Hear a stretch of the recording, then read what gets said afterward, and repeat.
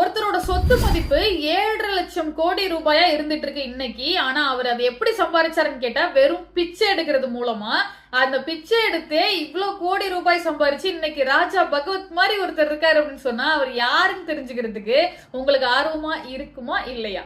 நாளைக்கு ஒரு பொண்ணுக்கு குழந்தை பிறக்க போகுது. அது நாளைக்குன்னு சொல்றதை விட வெறும் 17 மணி நேரத்துல ஒரு பொண்ணுக்கு குழந்தை பிறக்க போகுது. ஆனா அது இன்னைக்கு தான் பிரெக்னெண்டா இருக்கிறதே கன்ஃபார்ம் ஆகுதுன்னா அந்த இன்ஃபர்மேஷனை கேட்டா உங்களுக்கு எப்படி இருக்கும்? இப்போ வாரு அது இதுன்னு சொல்லி பிரச்சனைகளா போயிட்டு இருக்க இந்த உலகத்துல, இந்த உலக நாடுகள் மத்தியில ராணுவமே இல்லாம ஒரு நாடு ரிலாக்ஸா இருந்துட்டு இருக்காங்கன்னு சொன்னா அந்த நாடு எந்த நாடுன்னு தெரிஞ்சுக்கிறதுக்கு உங்களுக்கு ஆர்வமா இருக்குமா இல்லையா? சோ இன்னைக்கு நீங்க தெரிஞ்சுக்க போறது இந்த 3 இன்ட்ரெஸ்டிங் இன்ஃபர்மேஷன் தான். ஹாய், ஹலோ, வணக்கம் and welcome back to my comment tech channel. Video ஃபுல்லா பாருங்க, ஆடியோ கிளியரா கேளுங்க. And one more thing, I am Subhadra Kumaraiyan as Subha.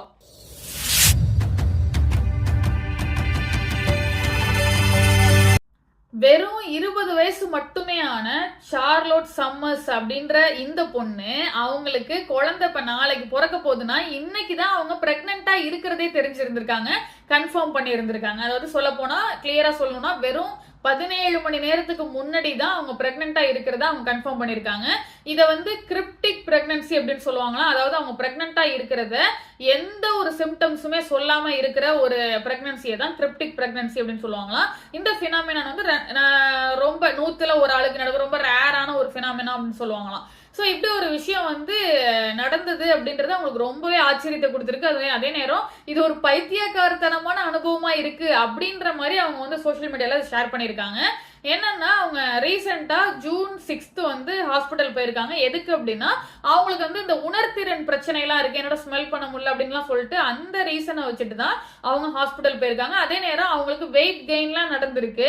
அதே மாதிரி நிறைய டோன் சேஞ்ச் ஆகுறது, இந்த மாதிரி நிறைய சேஞ்சஸ் இருந்திருக்கு. ஆனா அவங்க அதை என்ன நினைச்சிருந்திருக்காங்க அப்படின்னா நம்மளோட ஸ்ட்ரெஸ் தான் ரீசன், இதுக்கு நம்ம வெயிட் கெயின் பண்ணதுக்கு நம்மளோட ஸ்ட்ரெஸ் தான் ரீசன். அதே நேரம் நான் ஒரு கட்டத்துல ரொம்ப ஹாப்பியா இருந்தேன், இந்த ரிலேஷன்ஷிப்ல நான் ரொம்ப ஹாப்பியா இருந்தேன், அதனால கூட எனக்கு வெயிட் கெயின் ஆயிருக்கும் அப்படின்னு நினைச்சிட்டு இருந்தேன். அப்புறம் போக போக இதே ரிலேஷன்ஷிப் எனக்கு ஸ்ட்ரெஸ் கொடுத்துச்சு, அதுவும் எனக்கு வெயிட் கெயின் ஆகிறதுக்கு ஒரு ரீசன் நான் நினைச்சிட்டு இருந்தேனே தவிர மற்றபடி வேற எந்த சேஞ்சஸும் எனக்கு இல்ல.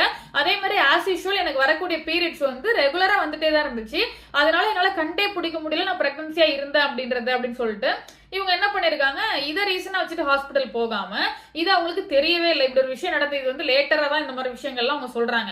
ஆனா இந்த மாதிரி ஸ்மெல் பிரச்சனை, உணர்திறன் பிரச்சனை இருக்கு அப்படின்னு சொல்லிட்டு ஹாஸ்பிட்டல் போகும்போது எதிர்பாராத விதமா இவங்க பிரெக்னன்சி டெஸ்ட் பண்ணலாம் அப்படின்னு யோசிச்சிருக்காங்க, டாக்டர்கிட்ட சொல்லியிருக்காங்க. அதே மாதிரி பிரெக்னன்சி டெஸ்ட் பண்ணும்போது இவங்க பிரெக்னெண்டா இருக்கிறது கன்ஃபார்ம் ஆகி இருக்கிறது மட்டும் இல்லாம அல்ட்ராசவுண்ட் டெஸ்ட்னு சொல்லிட்டு இவங்க அதையும் பண்ண சொல்றாங்க. அதை பண்ணும்போது தான் தெரியுது இவங்க பிரெக்னென்ட் ஆகி 38 வாரங்கள் ஆயிடுச்சு. நாளைக்கு குழந்தை பிறக்கிறதுக்கான எல்லா பாசிபிலிட்டிஸும் இருக்கு. ஏன்னா இவங்க இப்பவே அந்த குழந்தை பிறந்தாகணும், நஞ்சு கொடியில இந்த மாதிரி பிரச்சனை இருக்கு அப்படின்னு சொல்லிட்டு அன்னைக்கே இவங்க ஹாஸ்பிட்டல் போற அன்னைக்கே அவங்க பிரெக்னன்சி கன்ஃபார்ம் ஆகி அவங்கள வார்டு கழிச்சுட்டு போயிட்டு அப்பவே அது அடுத்த 17 மணி நேரத்துல குழந்தையும் பிறந்துடுது. இவங்க பிரெக்னன்சியா இருந்ததை எந்த கட்டத்திலையும் இவங்க ஃபீல் பண்ணவே இல்லை. சோ இப்படி ஒரு விஷயம் உலகத்துல ரொம்ப ரேரா நடந்திருக்கு அப்படின்றது ஒரு இன்ட்ரெஸ்டிங் இன்ஃபர்மேஷனா நான் பார்த்தேன். அடுத்த இன்ஃபோ நம்பர் 2, உலகத்துல எல்லா நாடுகளுமே நமக்கு தெரியும் ராணுவம் அப்படின்றது கட்டாயமா வச்சிட்டு இருந்துட்டு இருக்காங்க. ராணுவத்தை பலப்படுத்தணும், நம்ம ஆயுதங்களை பலப்படுத்தணும் அப்படின்னு சொல்லிட்டு நிறைய முயற்சிகள் எடுத்துட்டு இருக்காங்க. ஆனா இந்த காலகட்டத்திலையும் 2025லயும் ராணுவமே இல்லாத ஒரு நாடு இருக்கு அப்படின்னு சொன்னா நம்ம கேட்கறதுக்கு எவ்வளவு ஆச்சரியமா இருக்கும். ஏன்னா இப்ப உலகத்துல எத்தனையோ போர்கள் நடந்துட்டு இருக்கு, எவ்வளவோ பிரச்சனைகள் நடந்துட்டு இருக்கு, இந்த மாதிரி 3rd வேர்ல்ட் வார் வரும் அப்படி இப்படின்னு நிறைய நியூஸ்ல நம்ம பார்த்துட்டு இருக்கோம். ஆனா இந்த காலகட்டத்திலையும் ராணுவமே இல்லாத ஒரு நாடு இருக்கு, அமைதியா வாழ்ந்துட்டு இருக்காங்க அப்படின்னு கேட்கறதுக்கு நமக்கு எவ்வளவு ஆச்சரியமா இருக்கு. அந்த நாடு 1869 ஒரு முடிவு எடுக்கிறாங்க, நம்ம ராணுவமே வச்சிருக்க கூடாது, தனிப்பட்ட ராணுவம் அப்படின்றது நமக்கு தேவை இல்லை அப்படின்னு முடிவு எடுத்திருக்காங்க. அதே நேரம் அந்த நாடு அதுக்காக பாதுகாப்பா இல்லாம இருக்காங்களான்னு கேட்டா அதெல்லாம் கிடையாது, எல்லா வகையிலையும் அவங்க பாதுகாப்பா இருக்காங்க. அந்த நாட்டோட பேர் தான் ஐஸ்லாந்து. இந்த ஐஸ்லாந்து அப்படின்றது இந்த 1869ல தான் அப்படி ஒரு முடிவு எடுத்துட்டு இவங்க வாழ்ந்துட்டு இருக்காங்க. இந்த நாட்டுல இருக்கக்கூடிய மக்களும் சரி, அங்க அந்த நாட்டோட அந்த கவர்மெண்ட்டும் சரி, ரொம்பவே எல்லா நாடுகள் கூடயும் நட்பை பாதுகாக்கிறது, அவங்க அந்த நார்வே, டென்மார்க் இந்த மாதிரி நாடுகளோட அவங்க பக்கத்துல ரொம்பவே நட்பா இருக்கிறது அப்படின்னு இந்த மாதிரி மெயின்டைன் பண்ணிட்டு இருக்காங்க. அமெரிக்கா கூடயும் அவங்க ஒரு நல்ல ரிலேஷன்ஷிப், நல்ல ஒரு பாண்டிங்ல தான் இருக்காங்க அப்படின்னு சொல்லலாம். என்னன்னா அமெரிக்கா 1951ல ஒரு அக்ரிமெண்ட் போடுறாங்க ஐஸ்லாந்து கூட. அங்க இவங்களுடைய அமெரிக்காவோட ராணுவ தளத்தை வச்சுக்கலாம் அப்படின்னு சொல்லிட்டு அவங்க பாதுகாப்பு படையை வந்து அவங்க உருவாக்கிக்கிட்டு இருக்காங்க. ஆனா திடீர்னு 2006ல அந்த தளம் அப்படின்றது க்ளோஸ் ஆகுது. அதாவது அமெரிக்கா உருவாக்கின அந்த தளம் அப்படின்றது க்ளோஸ் ஆகுது. ஆனா அதே நேரம் அமெரிக்கா என்ன சொல்றாங்க, நாங்க எங்களோட அந்த ராணுவ தளத்தை நாங்க க்ளோஸ் பண்ணாலும் ஐஸ்லாந்துக்கு நாங்க தொடர்ந்து பாதுகாப்பை கொடுத்துக்கிட்டே இருப்போம் அப்படின்னு ஒரு உறுதி கொடுக்குறாங்க.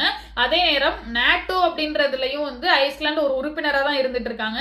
இந்த மாதிரி நார்வே, டென்மார்க் வந்து ஒரு ஃப்ரெண்ட்ஷிப்போட மெயின்டைன் பண்ணிக்கிட்டு மற்ற எல்லா பாதுகாப்போட இருந்துகிட்டு ராணுவமே இல்லாமலும் வாழ்ந்துகிட்டு இருக்காங்க. இப்படி ஒரு அமைதியான இடத்துல போய் இருக்கதான் நான் நினைக்கிறேன் அப்படின்னு நினைக்கிற யாரா இருந்தாலும் கீழே கமெண்ட்ல சொல்லுங்க.